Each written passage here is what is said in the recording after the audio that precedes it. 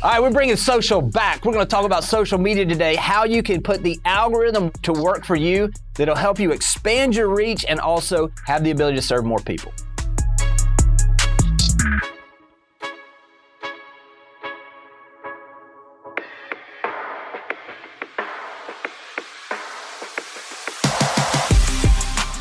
Welcome to Real Estate AI Flash, the podcast dedicated to real estate professionals to demystify AI and give you practical strategies that you can apply to your business today. I'm your co-host, Rajeev Sajak. And the other co-host, Jimmy Burgess, and we are excited for you to be a part of this. If you haven't had a chance yet, make sure you go out and that you subscribe to the podcast. Also, we would really appreciate if you could leave us a review. It helps us spread the message that as a real estate community, we are stronger together. Now let's get to this episode.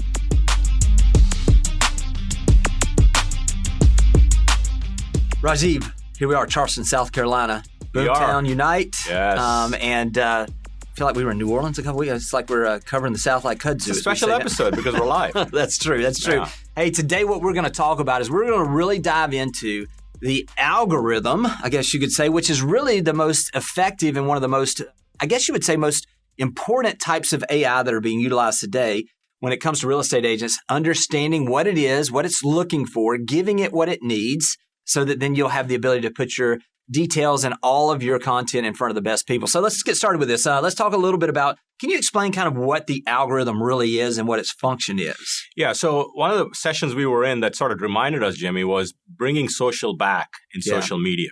And a lot of people are good at creating media, but they're not really good at social. So the algorithm really is about engagement, and engagement is triggered by comments and replies, and it sort of dovetails from there. So as a good example, I took a picture with Tom Ferry and I posted it 2 hours ago and I asked them to comment. That's the key, asking for comment. And we'll get into that a little bit more. And I have 119 comments in 90 minutes. And that's because I asked for comment, and a lot of people are just sharing information. And I think that feeds the algorithm. You got to learn what works and do more of that.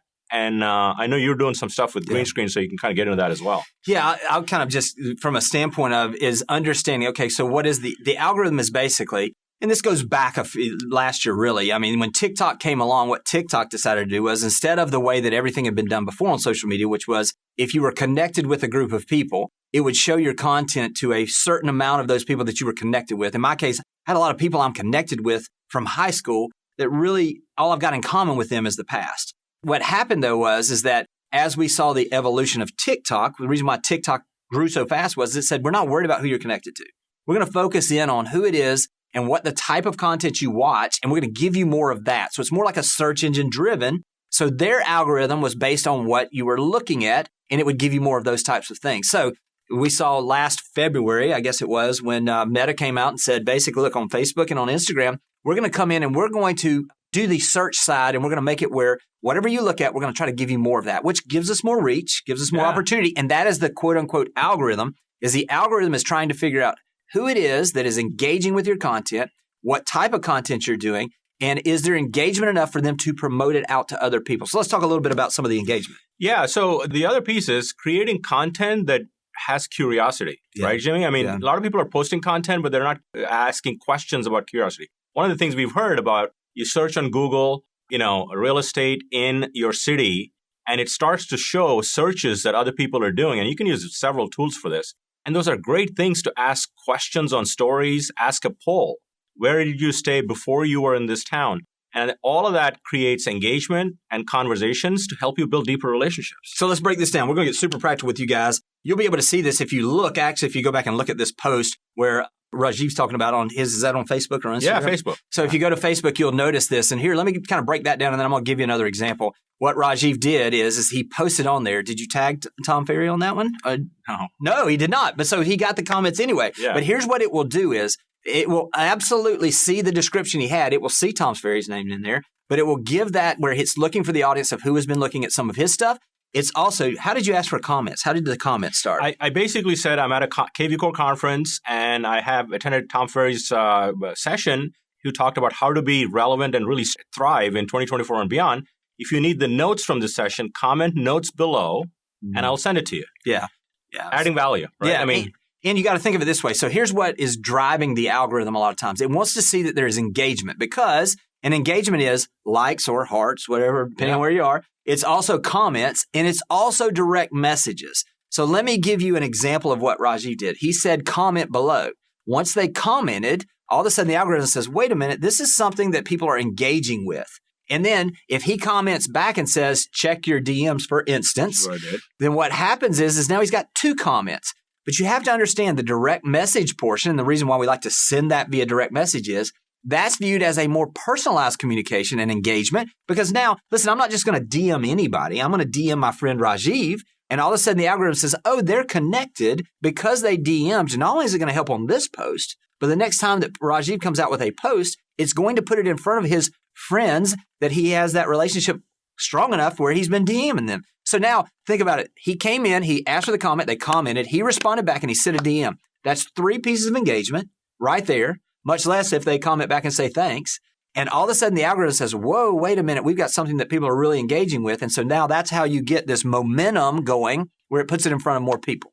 Yeah. And online is the same as in person. Imagine coming to a conference in person and you're not talking to anybody. So bringing the social back online for media is so vital. Having a conversation with people is key.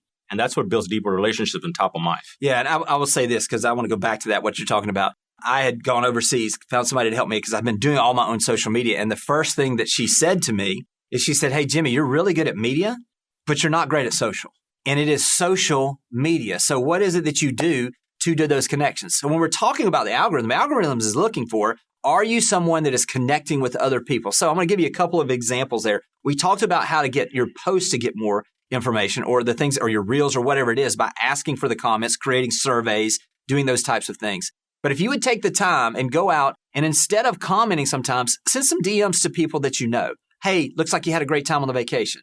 Or comment on some posts. What she's taught me is to go in and make the comments, because that's the social side of it. And if you only have social, or you only have media, you're not going to get the full effect. You have to do both. So I would just encourage you, find somebody that can help you with that. Obviously, it was great for me. If anybody wants to know about that, they can get in touch with me, and I'll get them in touch with the company that helped me. But I will say, focus in not just on one side, but do both social and media. 100%. And for the longest of time, I used to just heart posts when people commented. Do that, and also, most importantly, comment, because it feeds the algorithm. Yeah, it's absolutely correct. Listen, as we continue to see artificial intelligence, the algorithm, all of these different things evolve, Rajeev and I are going to do our best to bring you the best information as soon as possible so you can apply it, so you can serve your clients at a higher level. Hope this has been helpful. If you haven't had a chance, make sure you go out, leave us a review. It helps us share the message that we're all stronger together. Talk to you guys soon. This podcast has been produced by TSC Studios. Music is courtesy of Soundstripe. Audio and video editing is provided by Noah Escobar. Graphic design by Melinda McKnight. And special thanks to Jordan Wilson of Your Everyday AI for the inspiration and expertise.